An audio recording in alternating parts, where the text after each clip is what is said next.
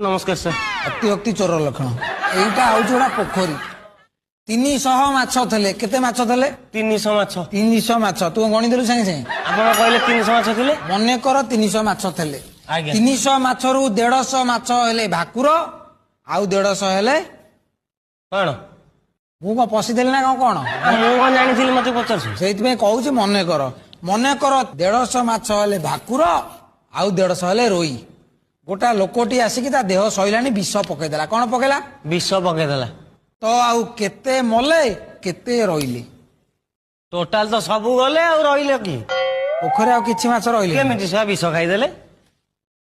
Bull bull bull बोधै पाठ bull bull bull bull bull bull आउ रहिलेनी आबे माछ उरा तो विष खाइकी मले पोखरी रे रहिबे ना आम्बुलांस रे घर को पळेबे मूर्ख कोटिकार अकाल कुष्पांड।